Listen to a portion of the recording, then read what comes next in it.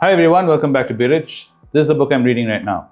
I wonder what you're reading. So put it down in the comments below. I want to know what you're reading. So talking of doing hard things, one of the hardest things to do as an investor is try to look into the black box, which is our future, and see where things may be 10 years from now. Because where we plant these seedlings of ours are going to turn into the trees which are going to bear the fruits for us. So a bit of pondering is always required as an investor. Not that we are astrologers, not that we can predict the future. That is not possible.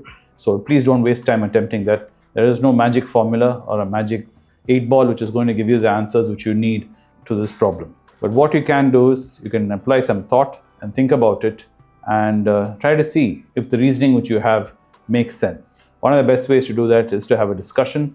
Unfortunately, I would love if this was a discussion was a two-way. It's not. The only way I get to see what you think is reading the comments. So based on this proposition I'm making, I would love to hear what your thoughts are.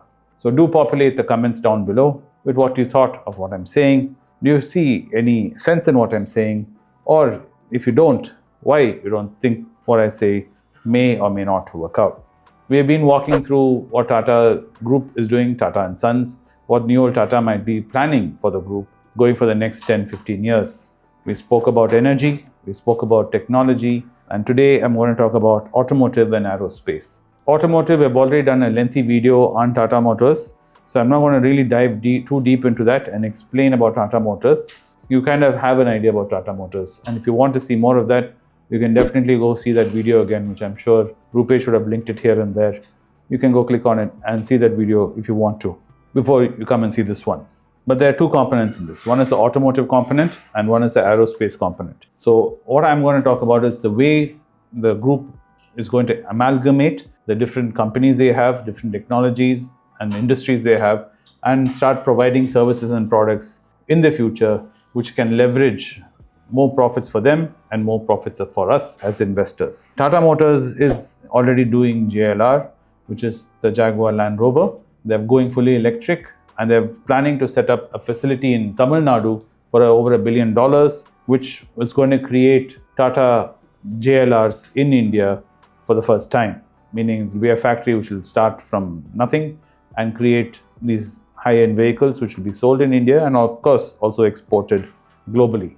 The second thing they're doing is they're expanding aggressively on EV, and like I laid out their plans for EV in the previous video about Tata Powers, what they're planning to do in terms of charging stations, in terms of battery, in terms of microgrids and all that. So that is one of the things you're going to see happening. The expansion in EV is going to be there. Of course, they're also going to look at hydrogen and hydrogen hybrid as an option, especially for their larger vehicles such as buses and trucks. Not only rely on EV there, they are doing EV buses, but this is also another option they're exploring. And like I spoke in the previous video, once solid state technology comes, it is a more stable battery, more reliable battery, and a more efficient battery. If we're able to crack that code, which a lot of rumors are saying, a lot of Japanese companies, especially Toyota, has already done, maybe that will also come in the future. And that will be a big game changer as far as electric vehicles are concerned. This is the roadmap they have as far as what is happening and what I can see them heading towards. So what does this mean in terms of aerospace? In aerospace, they have a company called Tata Advanced Systems Limited, TASL. This is a privately held company under Tata and Sons. We do not have any access to it as investors, but I want to first lay out what this company does. Then I will tell you how we might get access to this company as investors. They have a tie-up with Lockheed Martin, a joint venture, where they're working on something known as the Super Hercules. It's an aircraft, the C-130J. So they are working on that as a joint venture.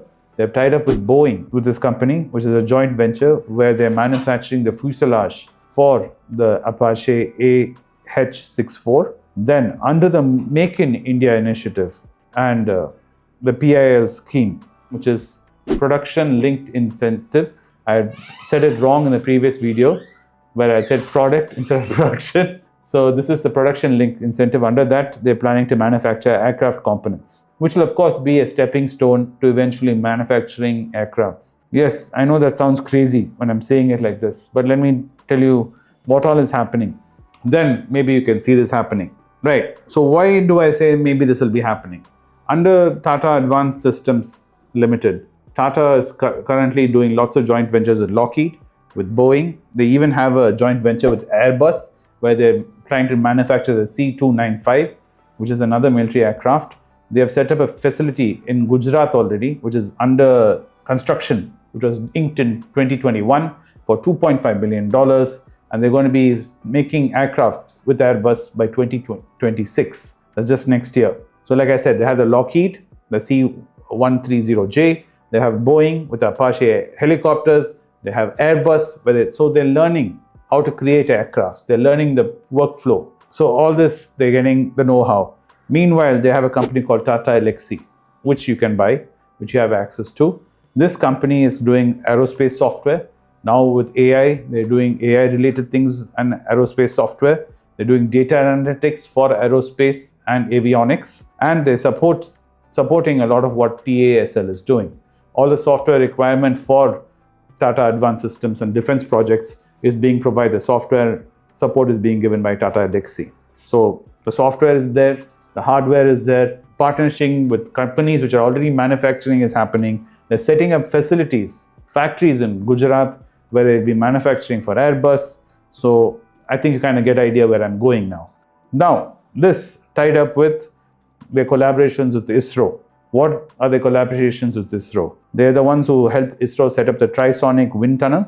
They're also supporting ISRO on the Gaganyaan mission, which is the manned mission, which is ISRO's ambition to send India's ambition to send Indians out into space. They're helping there, they're supporting that.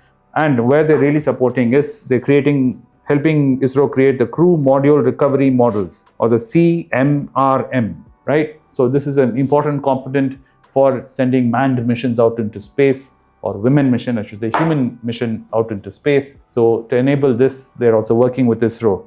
They're also looking at satellites, much as Starlink is doing with all over the world, providing internet access to everybody through satellite network, which Elon Musk has put up everywhere around the world. Same thing, Tata is also envisioning this through Nelco. They're exploring this idea of putting up satellites and also providing broadband communications like Starlink, and could be a competition. This is a moonshot. We do not know if it's happening, if it's there on the drawing board, but there are rumors of this.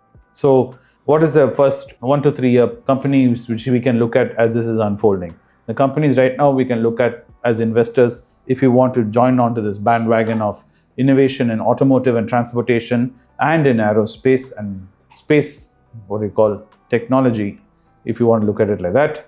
The companies are Tata Motors, Tata Powers, and Tata Elxsi. Those are the companies we have currently access to.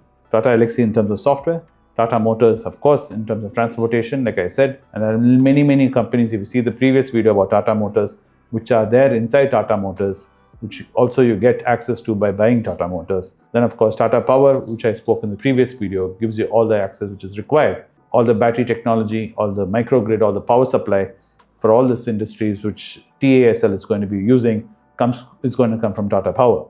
Next, after that 1 to 3 years, we'll get into 4 to 7 year. This is where it gets really interesting. There is an option that probably by 4 to 7 years from now, once the Gujarat factory is up and running and they're manufacturing all this and the numbers are there, the Tata & Sons board might decide to go public with this company. At that point of time, we'll have an option of an IPO, like how the Tata Electronics is an IPO option in the future. TASL also is an opportunity of an IPO sometime in the future, maybe 4 to 7 years from now. When that comes, we'll be able to subscribe to that and participate in that too as an investor. I expect this kind of thing to mature probably by 8 to 10 years from now. Tata will have its own aircraft or close to that in probably 10 years from now. And this is the roadmap which I see, which is happening, right? So what does this mean? This means there's going to be a lot of growth in aerospace in India.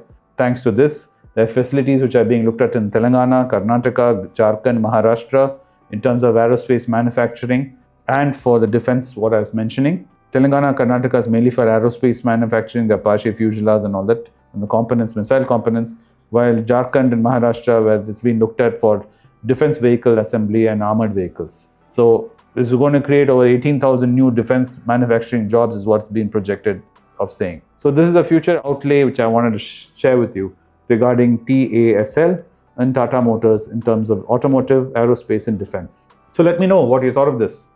Do you think this is possible? Do you see this happening? This kind of thing is what Tatas have been famous for doing.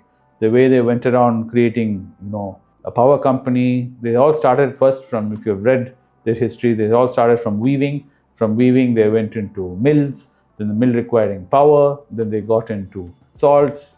Like that, the company grew one from another because they had requirements. Even steel manufacturing and making locomotives, all of this stems from the idea they see something, they see where the future is, they kind of get an idea of it, then they go about very methodically learning all the different components of that industry and creating it. And all of this is going to be happening in India, and we'll become technology independent. We will not require anybody to give us any aid in terms of electronics, in terms of software, in terms of hardware. We'll be able to manufacture and assemble, and not only use it domestically, we'll be able to even ship it out and export it internationally. This is a roadmap, and it looks really awesome to think about it. I know this is just a maybe. It may not happen, may happen, don't know. But this is something I thought you can track and keep looking at it. And these are great companies regardless. Tata Motors is a great company, Tata Elxsi and Tata Power, all great companies, if you invest at the right time and at the right price. So let me know what you thought, and I would love to read your comments down below. It's been a pleasure talking to you guys today on Be Rich. Tomorrow, what I'm going to hit upon on Thursday is going to be consumer and retail. We'll talk about Tata Consumers, Tata Digital, new, big basket, 1mg and all those goodies. And we'll see where that is. What is Tata Group trying to do there, and where as investors we can see opportunities in consumer and retail opportunities for us. Thanks for watching the video as always. Me and Rupesh and the team are very happy that you guys enjoyed this new setup. We're trying to get it a little more perfected, and today was a little better than yesterday. Hopefully tomorrow we'll have this much smoother. Thank you again for watching Be Rich. Bye.